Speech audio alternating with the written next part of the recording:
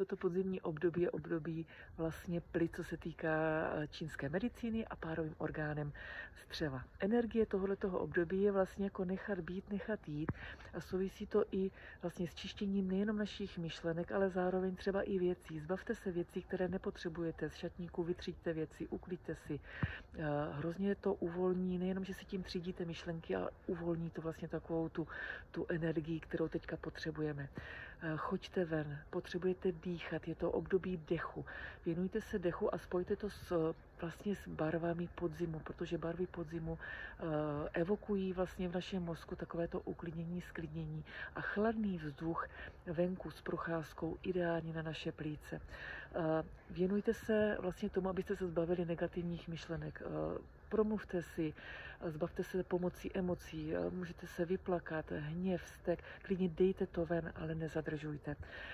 Co se týká třeba čaju, ideální zázvorový prohřívací čaj, protože zázvor je s tím obdobím spojený.